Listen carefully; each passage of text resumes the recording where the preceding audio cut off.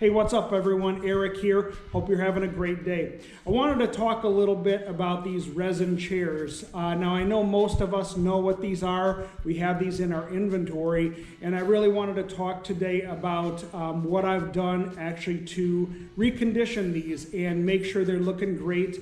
I know a lot of us actually, when they get into a certain condition, pitch these chairs out, so throw them in the landfill. But it's really not necessary. I wanted to show you kind of some techniques that I've learned that you can maybe, instead of pitching these out or trying to sell them off for a low amount, you can actually take these and recondition them and reuse them and keep reusing them over the years. So it's about 10 degrees here right now in Chicago, and there's not a lot of rentals going on. So this is a great time for me to take care of some of these projects. And if this is something that you're looking to do, I just wanted to tell you some of the techniques that's worked for me. Obviously the goal here is to make inventory look better so that it doesn't have to be pitched out or sold off for a cheap amount, and you can reuse these pieces that otherwise you would not be able to send out and be happy with. So I really wanted to see what my capabilities are with this, and I chose really one of the best examples that I could find, which is obviously the worst example that I could find. Now this chair is absolutely disgusting. It was on the very bottom. It looks like it's been dragged across the ground with the mud. There's mold on it. It's looking disgusting. And I really wanted to see what I can do to clean this up, knowing what I know now. Now I've tried a lot of different things. When I first started to figure out how to do this, I had to start from the beginning. I've tried everything. I've tried orbital sanders, belt sanders, wire brushes on the end of drills, hand scraping, everything that I possibly could to try and figure out how to refinish these. And at the end of the day, what worked is actually one of the most simple things, and that's one of these sanding blocks. Wet sanding works with resin, and it works really well and really fast. For any deep set stains that will not come out with this, a magic eraser usually does the job. It'll take it right down, it'll make it white again. And then if there's anything, again, that's super deep, I can actually turn to a chemical called xylene. Now there's not a lot of information out here on how to work on resin. Even if you go to the craft forums to find out how they refinish their resin figures and things like that, there's not a lot of information on how to finish these products off, how to take resin and smooth it or anything. So I had to kind of figure some of this out myself. Xylene is one of those magical things that it's meant to thin resins.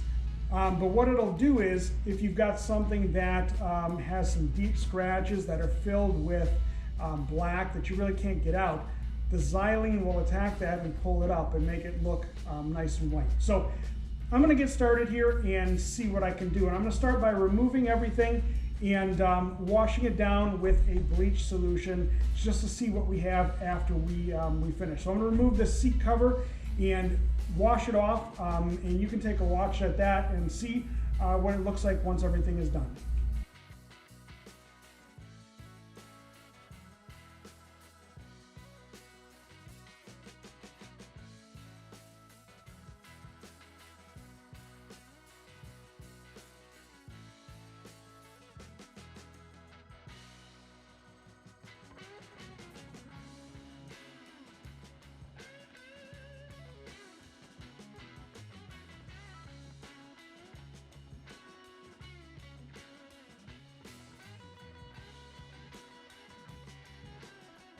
There, so we've got everything kind of washed up here. Now I will say, if you do have a pressure washer, that's usually where I would start. I found that just pressure washing these chairs, now I've got about a 2600 PSI of pressure washer, but it's old, so it's probably only giving me about 2000 to 2200 PSI. But just using that will help clear out some of this deeper black that's gotten into the scratches. So I would start with that. It's too cold to do that right now where I'm at, so I don't have that ability. But what I am going to do is start with sanding it. Now this is a sanding pad. It's an 80 grit. You don't need anything more than an 80 grit. Even an 80 grit will look just fine at the very end. You're not going to even be able to tell. It's going to blend in really nice. So I'm going to start with this and work it over, and you can watch me as I do that as well.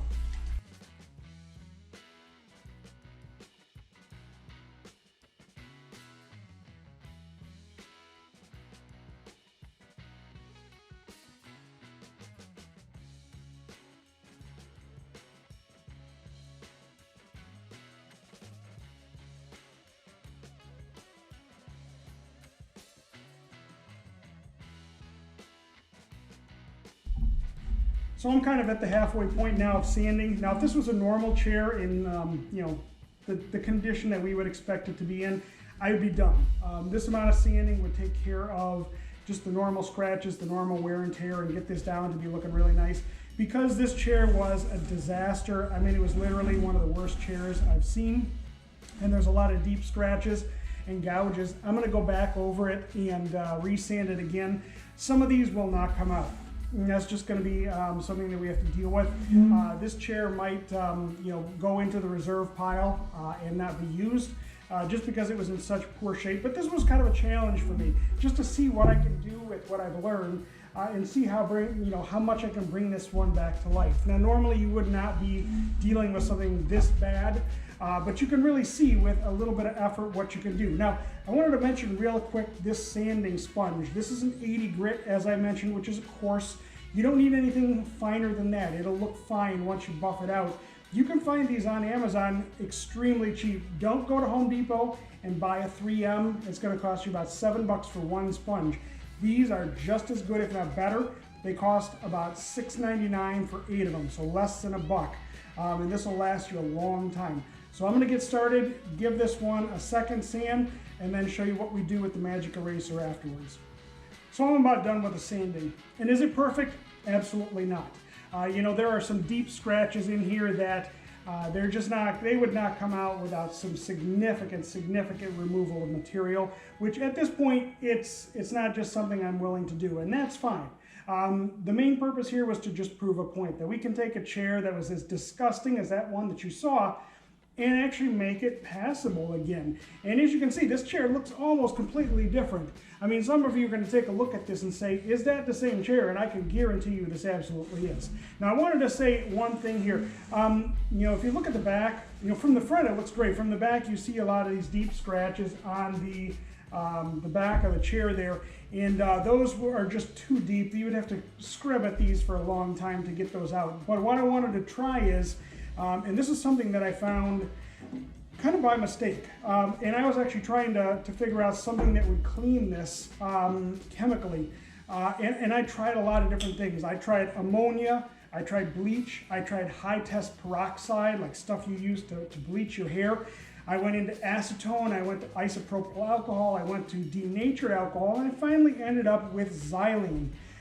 Which xylene, ironically, is a spirit that's used to thin epoxies. So it stands to believe that this, when you put it on epoxy resin chair, now this is a dried cured epoxy, and it's really going to resist this chemically pretty well, but this is going to remove, I think, a little bit of it. It does dissolve epoxy a little bit, so it's going to remove a small layer, which is going to take all that dirt and grime away with it.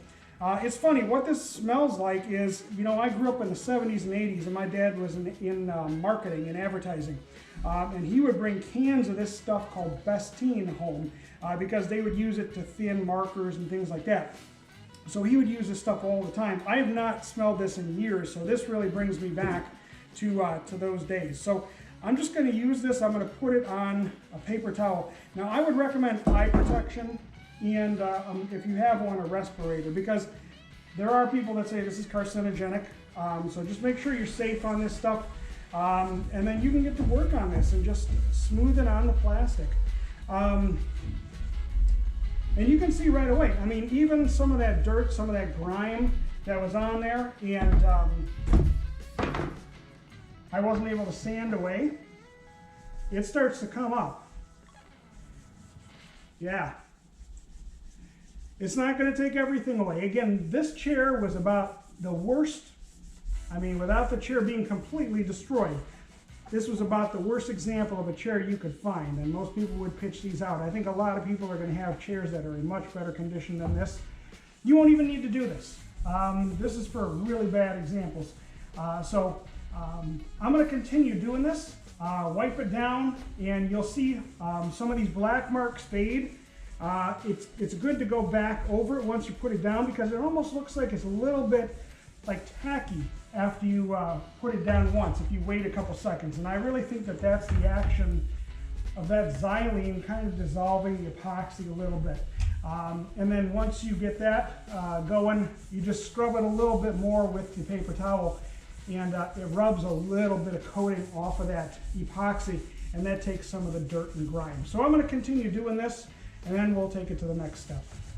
Okay, so we finished that. The xylene is all down, and we've used that. Now it's time for the final step, and I have here the equivalent of a Mr. Clean Magic Eraser. Now this is a brand that I got on eBay, and I got this in bulk, and I think it was 50 sponges for like $24. Now I got the double density ones, and I would recommend you do the same. Get these double density sponges with the scrubber. They cost extra, but these actually last even longer than the Mr. Clean Magic Erasers. Now you remember that disgusting seat pad that we had? It was covered in mold and mildew. I want to show you this thing and what it actually will do.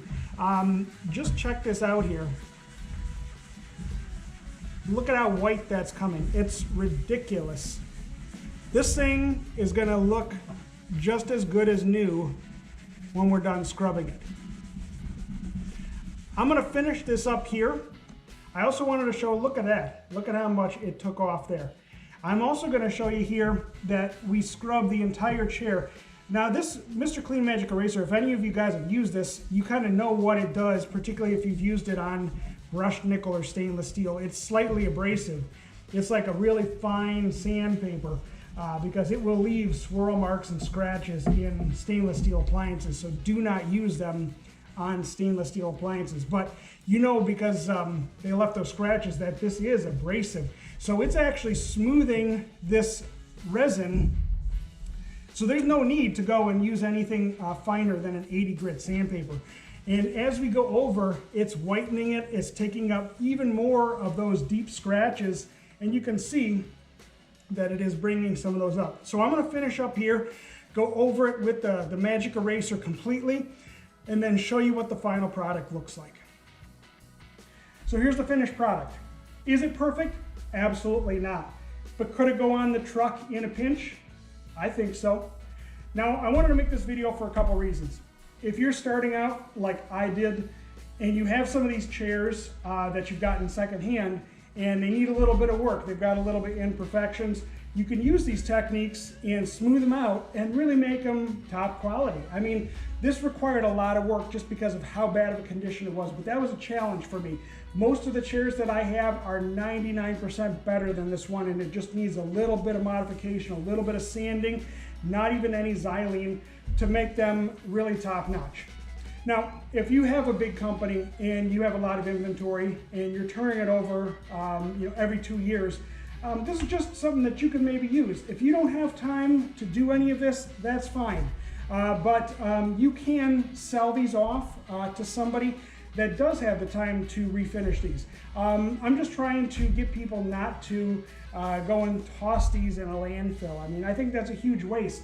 One of the reasons why we love these resin chairs is that it's a solid resin body. So if it gets a scratch, if it gets a ding, you don't see discoloration like you would if it's a painted metal chair that gets a chip in it. You know, this is going to be white solid all the way through. So you can take and refinish this easily and make it come out great. So just remember that if you have inventory that you're turning over, don't send it to the landfill, send it to somebody that's starting out or somebody that does have the time or the desire to see these reconditioned. That's all I have. Thanks so much.